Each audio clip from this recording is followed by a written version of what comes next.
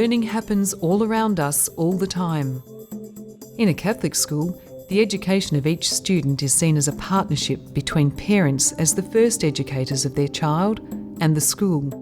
The importance of this partnership is acknowledged in the directions for Catholic education in Melbourne over the next 5 years. When home is valued and relationships between home and school are strong, a true educational partnership begins to operate. So how do schools engage families as genuine partners in learning? Schools in the Catholic Archdiocese of Melbourne involved in the Smarter Schools National Partnerships Family School Partnership Initiative have spent time focusing directly on this relationship in all its complexities. The greatest impact occurs when we actively listen to students and parents, developing a deep knowledge of their skills, needs and aspirations. When we use this knowledge to plan for parent engagement, responding to the community's needs. When we build staff and parent capacity to connect and support school and home learning. And through collaborative leadership, when we engage parents as partners to strengthen our learning community. Nurturing this relationship is a constant process of listening and responding, giving and taking, so that in the end, we are all learning together.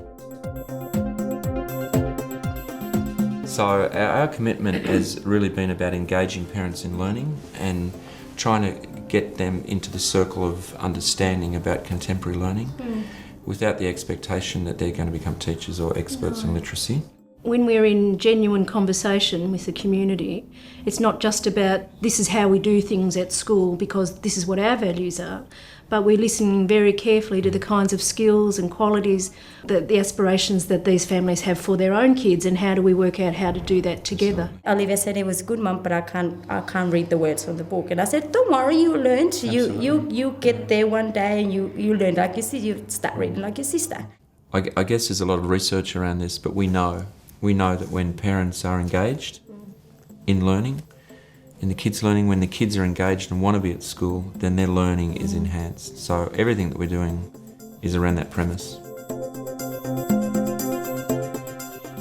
The purpose of our cluster is to come together to do some reflection, to plan together, to share ideas, to visit each other's schools, and really to think deeply about how we engage families in learning. One of the biggest revelations for me was that it's not about how often they turn up and how they help out and those sorts of things, but it's how we actually link the information that we're giving to the children and what we're doing with, so that the parents know what we're doing. And I think that parents know that they support their child in learning, but do they know how important it is for them to sort of know what's happening in the school, so that they can then support their child? And I think that the two, it's got me thinking about how we can connect the two. That reminds me, Michelle, of the MP3 program that we've initiated this year.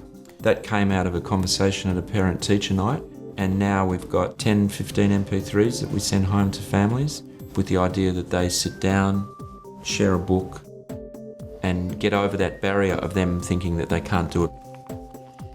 I know it's just created a bit of excitement about the kids sitting down reading.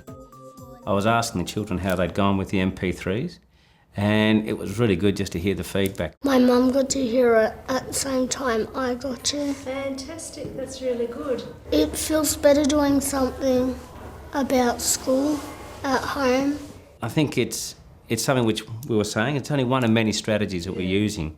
And we were talking, I think, about it, adding to it by maybe getting some bilingual books. Yes. So for those people who speak Arabic, they can sort of practice reading the Arabic and hearing it through those types of books. And they also asked us, our wives are home, can you do something that will support our wives to learn English? Learning in English for help her kids, or for homework.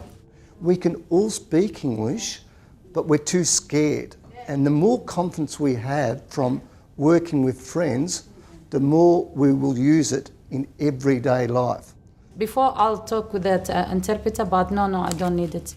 I'm going straight away to the office, I'm talking with the staff. Yes, because the staff, he helped me if I don't know like a little bit English, and he understand me, yeah. She can't speak English not well, but now she can speak English a little bit but she can help the children.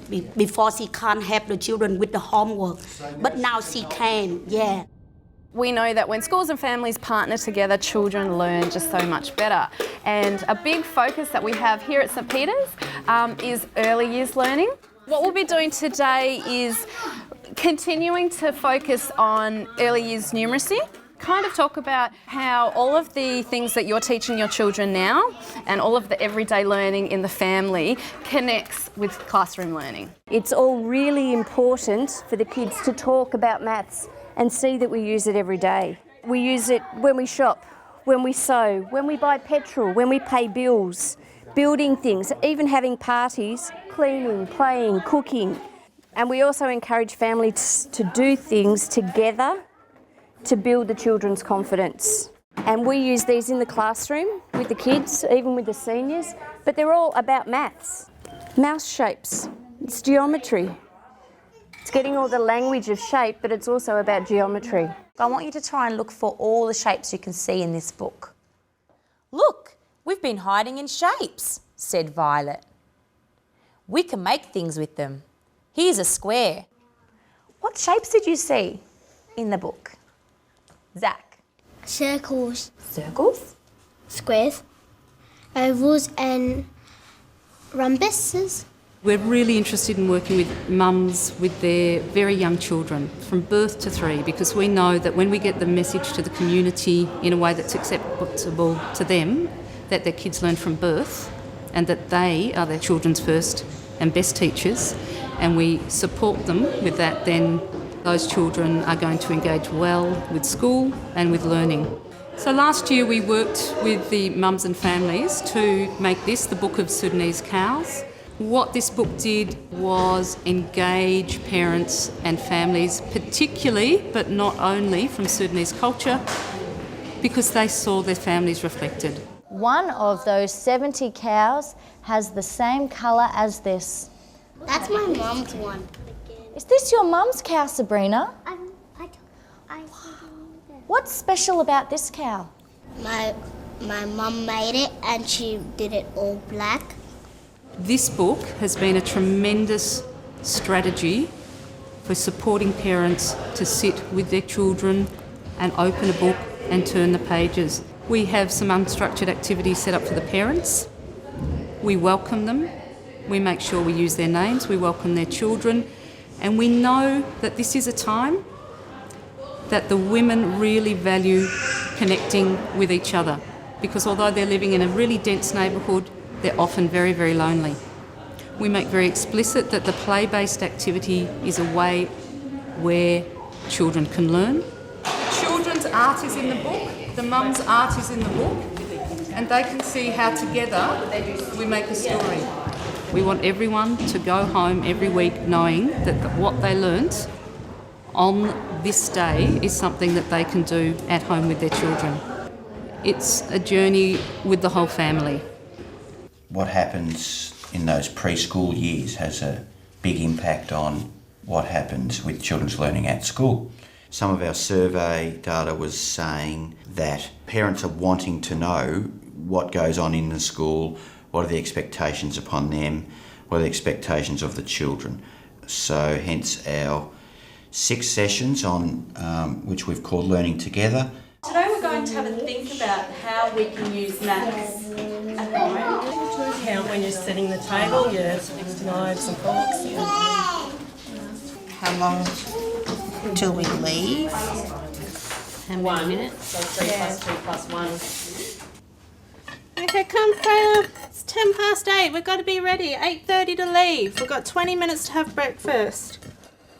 How would you like your toast cut? You like it in halves?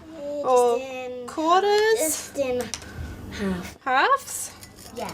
Okay, how many pieces in half? 2.